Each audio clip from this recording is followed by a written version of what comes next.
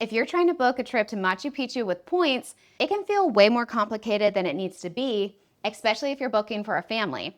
So in this video, I'm going to simplify everything and show you exactly how I would book Peru using points, from flights to hotels to the exact itinerary that I'd follow with kids. We just did this as a family of 4, booking our flights and hotels entirely with points and miles, including finding multiple seats and even business class options. So I'll walk you through exactly how to do this step by step. If you're new here, my name's Mary, and I teach families how to maximize their points, miles, and money so that you can travel the world for nearly free. Now let's get into it. All right, let's start with flights, because this is usually the hardest part, especially if you're trying to book for a family. There are 3 main ways to get to Peru using points. And once you understand these 3 options, you can pick the one that makes the most sense for your situation. The first option, and this is usually the best value, is transferring your points to an airline program and booking an award ticket. And for Peru, there are usually 3 different airlines that you're going to be looking at: LATAM, Avianca, and American Airlines. Now, just because you want to fly on one of these specific airlines, that doesn't mean that you have to use their miles to book with them. For example, if you're looking at LATAM flights, you're probably looking to book those through partner programs. You can book LATAM flights through the Avios programs like British Airways or Finnair. You can use Japan Airlines or Virgin Atlantic or even Delta. The reason that this works is because you're leveraging airline alliances and partner bookings. If you don't understand how this works, then make sure to watch my video on airline alliances next. I'll link it in the description. So what you'll want to do is search these different programs and compare prices, because pricing can vary depending on the program that you use and whether or not there is award availability for your dates. Now for Avianca, they're in Star Alliance, so you can transfer your points directly to Avianca Life Miles to book your flight, or you can book them through other Star Alliance programs like Air Canada Aeroplan or United. So you can transfer your credit card points from Chase, Amex, Capital One, etc. to the Star Alliance partner that you want to book the flight with. Just make sure that you always confirm that there's award availability on that partner website before you transfer your miles over, because those transfers are irreversible. And then you also have American Airlines. You can book directly using AA miles, or you could potentially use an American Airlines partner to book these flights as well, like British Airways or the Atmos program. This can be a really solid option depending on your route and availability. So when you go to search for all of these flights, what I would do is not start with a specific program. I'd start by figuring out what flights exist first. Go to Google Flights, plug in your home airport and your destination, and find out what airlines fly that route. Then go to a website like seats.aero or pointsya.com and search for live award availability. From there, you can adjust your dates if needed to find the flights that work for you and your family. I have these websites linked in the description so you can check them out there. And if you're booking for a family, availability matters more than anything. You might not get the absolute lowest redemption, but getting 4 or more seats on the same flight is usually the priority, and that's always a win, even if it costs you a little bit more points. Now, the second way to use points to fly to and from Peru is to book through a travel portal.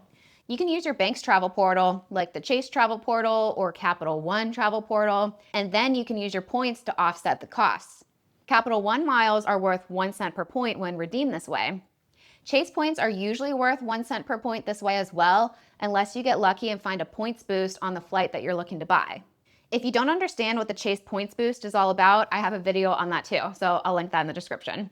Now, when you book flights through a bank travel portal, there are some trade-offs.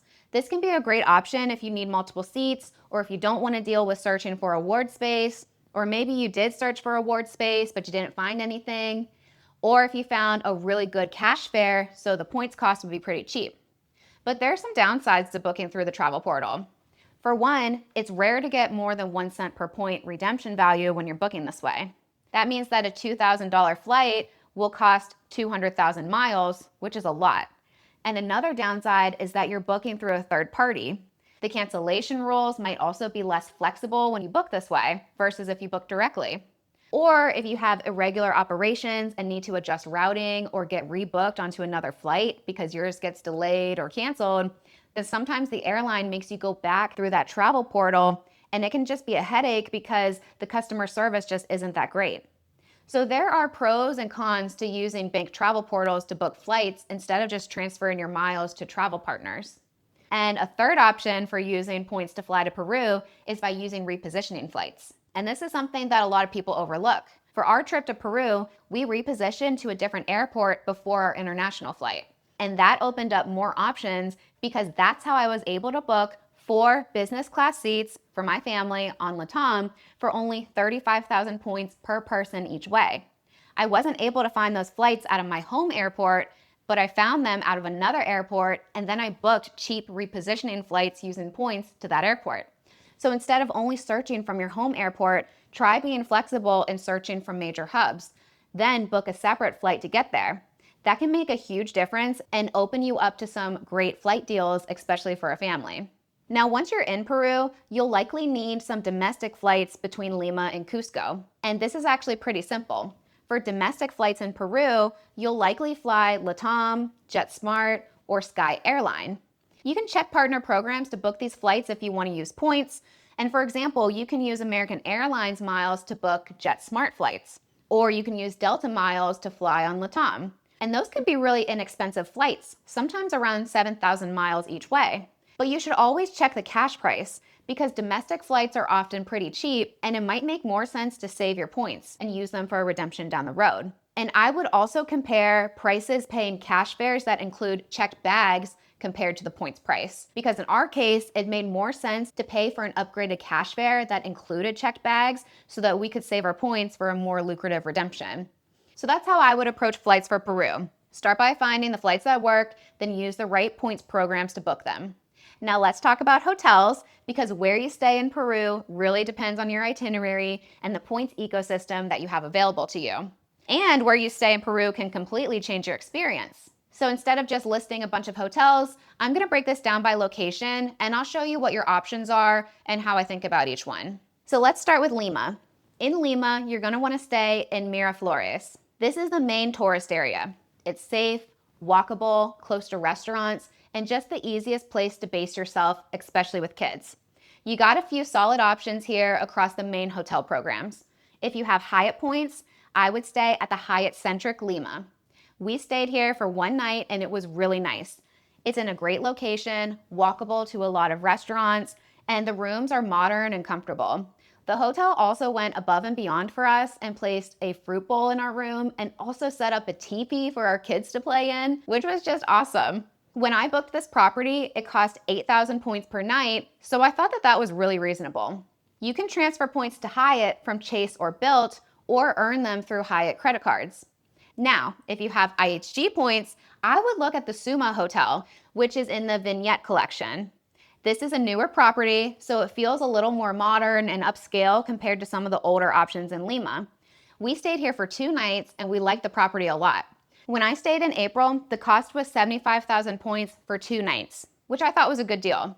And there are some other hotel options in Lima with IHG that you can just search for on the IHG website and figure out which one works for your price range.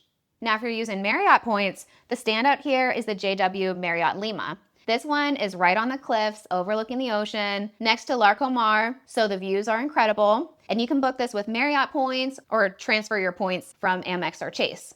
So if you want something that's a little bit more elevated for your Lima stay, then this is a really strong option. But Marriott has several other properties in the area as well, so if you need something closer to your budget, then there are other options for you. Lima is also a great place to use your hotel credits if you have premium cards. For example, Miraflores Park is part of the Amex Fine Hotels and Resorts, and the JW Marriott is part of the Amex Hotel Collection. So if you have an Amex Platinum or a Business Platinum, then you can use your $300 hotel credit when you book, and then you'll get a free breakfast, potential upgrades, and property credit. And Miraflores Park is also part of the Edit Collection with Chase. So if you have a Chase Sapphire Reserve and you book 2 nights, then you can use your $250 credit and get similar benefits to the Amex FHR program. If you're interested in getting any of these cards that we're talking about, then I have links to all of them in the description so you can check them out there. And finally, another option for Lima is to stay with Hilton. You can earn Hilton points by transferring over your Amex membership rewards or by spending and earning on the Hilton co-branded credit cards. There are several Hilton options in Miraflores, like Hampton, Garden Inn, or DoubleTree. These are usually more budget-friendly, easy to book, and totally fine for a short stay. So in Lima, I wouldn't overthink it. You're probably only here for a night or 2. Pick the program where you already have points or credits, stay in Miraflores, and keep this part of the trip simple. All right, now let's talk about the Sacred Valley because this is probably the most important part of your hotel strategy. Where you stay here is going to affect your entire Machu Picchu experience. So the first thing that you need to understand is that there are really two main areas that you're deciding between: Ollantaytambo and Urubamba, and they are very different from each other. If you stay in Ollantaytambo, you are staying right near the train station that takes you to Machu Picchu. So this is the most convenient option. You're also right beside the Ollantaytambo ruins, which are like a mini Machu Picchu and can almost serve as a replacement for Machu Picchu, to be honest.